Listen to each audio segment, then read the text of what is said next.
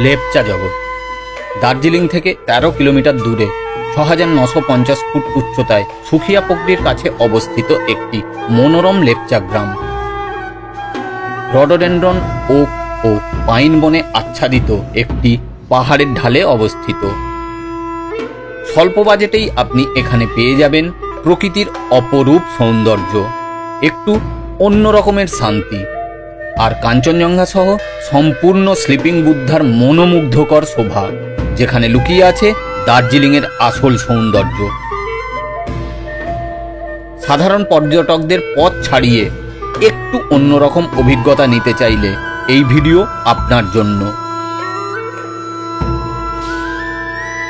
এই ভিডিওতে আপনাদের জন্য থাকছে কিভাবে সহজে লেপচা জগৎ পৌঁছাবেন, লেপচা জগতে ঘোরার সেরা সময় কোনটি, খরচ কত হতে পারে, কোথায় ভালো খাবার পাবেন, কিভাবে হোটেল বুকিং করবেন, এখান থেকে কি কি ঘুরে দেখবেন, এছাড়াও অন্য নানা তথ্য। তাই আমার সঙ্গে থাকুন, ভিডিওটি শেষ পর্যন্ত দেখুন।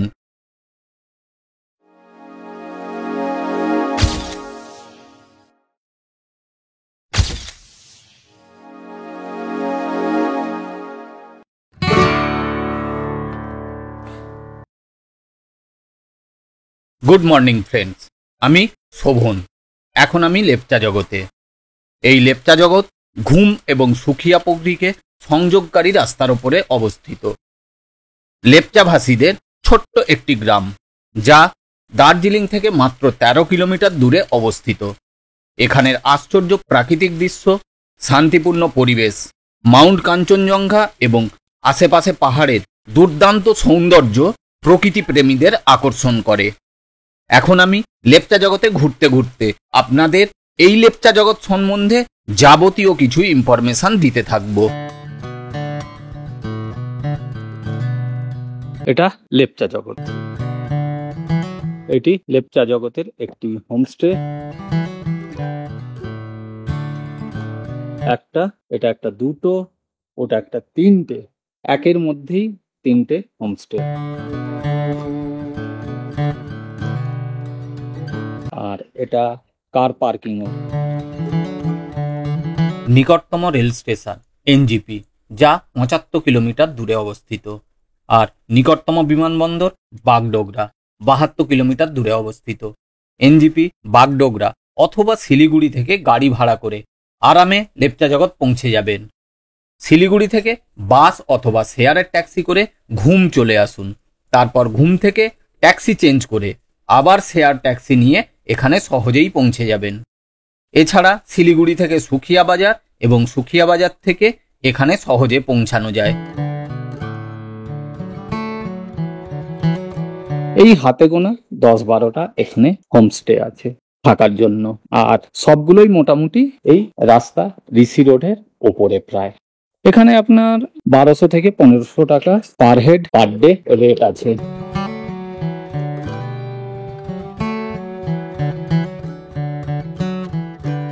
লেপচা জগৎ ঘোরার সেরা সময় গ্রীষ্মকাল। গ্রীষ্মকালে কলকাতা ও সমতলে প্রচণ্ড গরম হয়। তখন এখানের মনোরম আবহাওয়া এবং শীতল তাপমাত্রা অনেক টুরিস্টকে আশ্রয় দেয়। তবে আপনি যদি হিমালয় পর্বতমালাকে তার সমস্ত মহিমায় দেখতে চান, তবে আপনাকে শীতকালে এখানে আসতে হবে। সেক্ষেত্রে মনে রাখতে হবে, শীতকালে এখানকার তাপমাত্রা 0 থেকে 6 ডিগ্রির মধ্যে ঘোরাঘুরি করে।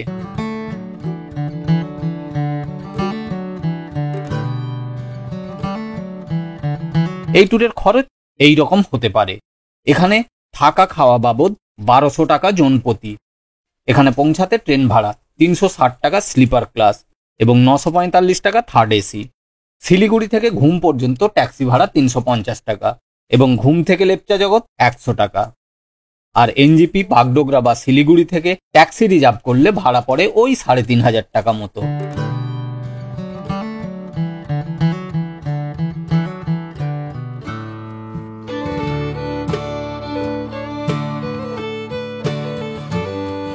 এই যেটুকু আমি হাঁটলাম সেটুকুই গ্রাম।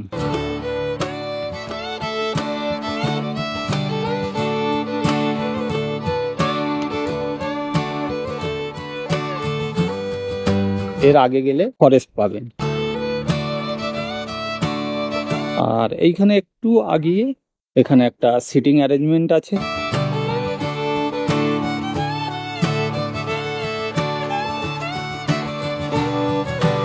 এই হলো লেপচা জগৎ।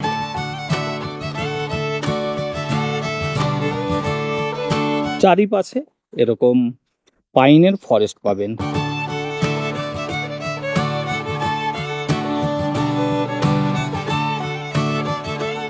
এখানে ঘুরে দেখার জন্য কম করে সম্পূর্ণ 2 দিন আপনাকে রাখতেই হবে।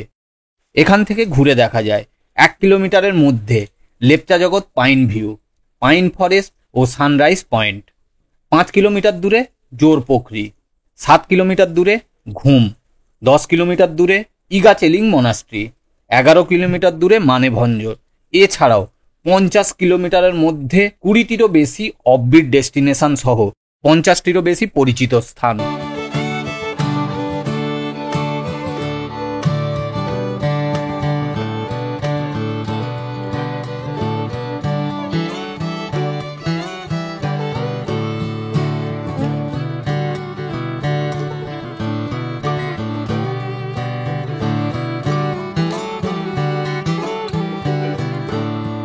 এখান থেকে সীমানার দূরত্ব 8 কিলোমিটার, আর এখান থেকে সান্দাকপুর দূরত্ব 43 কিলোমিটার। তার জন্য আপনাকে এখান থেকে মানেভঞ্জ যেতে হবে। মানেভঞ্জ থেকে আপনাকে সেই পুরোনো দিনের ল্যান্ড রোভার বা 4x4 ম্যাক্স বা বোলেরো ভাড়া করে আপনাকে সান্দাকপুর যেতে হবে।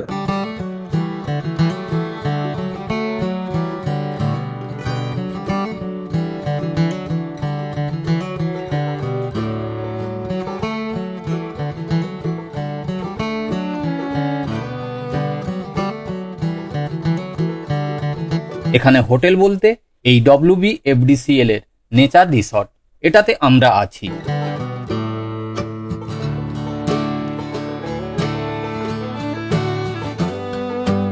যদিও আর বেশিক্ষণ আছি বলতে পারবো না, কারণ এবার চেক আউট করে কলকাতার দিকে যাত্রা শুরু করব।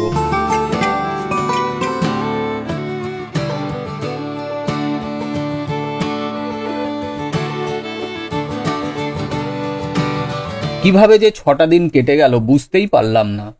অপূর্ব সুন্দর এই ডুয়ার্স ও নর্থ বেঙ্গল সফরের কোনো ভিডিও যদি আপনার না দেখা হয়ে থাকে, তবে ভিডিওর ওপরে ডান দিকে দেয়া লিঙ্ক থেকে দেখে নিতে পারবেন। আর আমার এই সফর আপনাদের কেমন লাগলো প্লিজ আমাকে কমেন্ট করে জানান।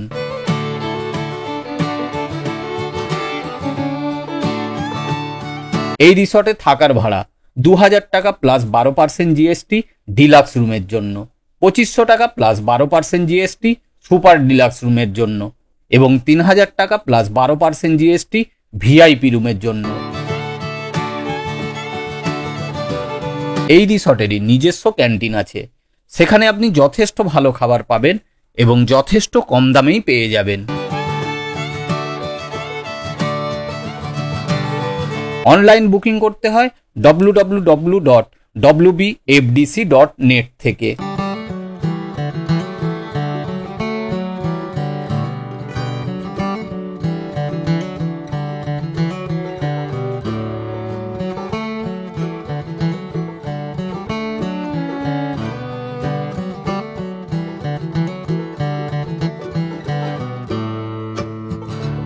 এছাড়া এখানে সবই হোমস্টে, আলাদা করে কোনো হোটেল বা রেস্টুরেন্ট পাবেন না। এখানের কয়েকটি হোমস্টের যোগাযোগ নাম্বার ডেসক্রিপশনে দিয়ে দিয়েছি। সকাল 9টা আমরা রেডি কলকাতার পথে যাত্রা শুরু করার জন্য। তবে যাত্রাপথে আবারও pine view point, Gopaldhara view point ও বসুন্ধরা ভিউ পয়েন্ট দেখে যাব, কারণ কালকের দেখাতে মন ভরেনি। তাই কার্শিয়াং হয়ে না, মিরিক হয়ে ফিরব।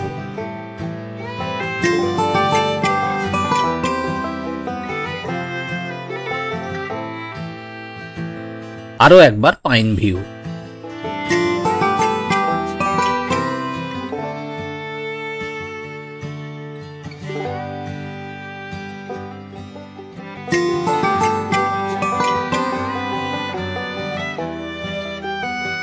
আবারও গোপালধারা ভিউ পয়েন্ট।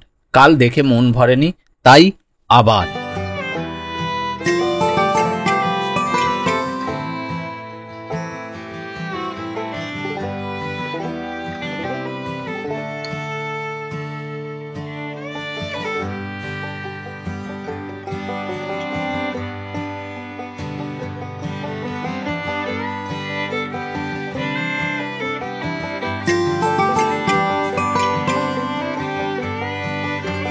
ছেড়ে যেতে ইচ্ছা করছে না।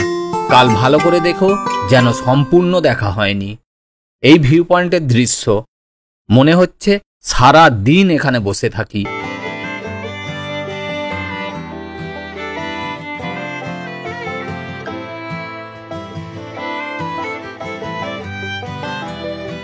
বসুন্ধরা ভিউ পয়েন্ট পার করে মিরিকের আগে এই জায়গাটি সত্যিই চমৎকার।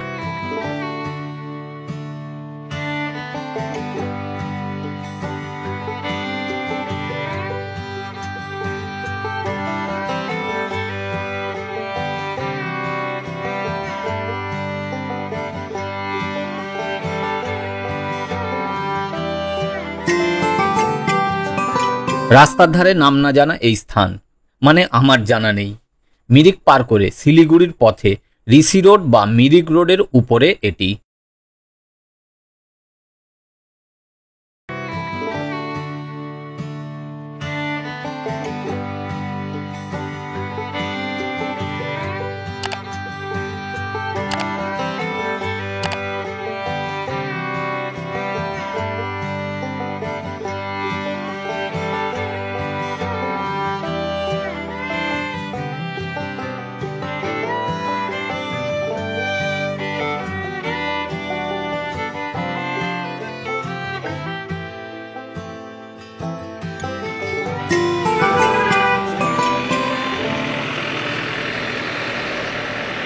মিরিক পার করে এই তিংলিং ভিউ পয়েন্ট। এখান থেকে নিচের পাহাড়ের দৃশ্য মনে রাখার মতো।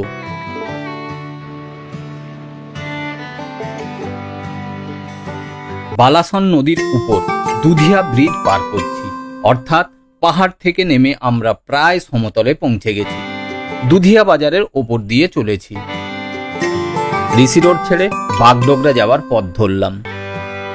তিরহানা টি ইস্টেটের মধ্যে দিয়ে বাগডোগরার দিকে এগিয়ে চলেছি। ঘোষপুকুর পৌঁছে গেছি। NH-27 ধরে পূর্ণিয়া শিলিগুড়ি রোড ধরে ডালখোলার দিকে এগিয়ে চলেছি।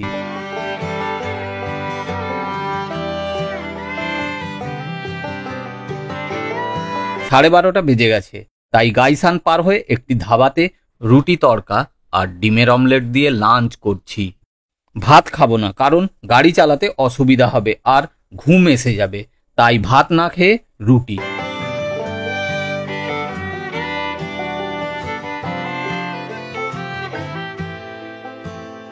বিকাল 6:45। কৃষ্ণনগর পার করে শান্তিপুরের দিকে এগিয়ে চলেছি। সন্ধ্যা প্রায় হয়ে গেছে, রাস্তার আলোও জ্বলে গেছে। আশা করছি আর ঘন্টা দেড়েকের মধ্যে বাড়ি পৌঁছে যাব, মানে 12 ঘন্টার মধ্যে লেপচা জগৎ থেকে কলকাতা পৌঁছে গেলাম। আমার সঙ্গে থাকার জন্য, ভিডিওটি শেষ পর্যন্ত দেখার জন্য আপনাকে অসংখ্য ধন্যবাদ। ভিডিও কেমন লাগলো প্লিজ আমাকে জানান। ভিডিও ভালো লাগলে লাইক করবেন, বন্ধুদের সাথে শেয়ার করবেন। আবার দেখা হচ্ছে পরবর্তী নতুন ভিডিওতে, নতুন স্থানে। সবাই ভালো থাকুন, সুস্থ থাকুন, ঘুরতে থাকুন। Good night.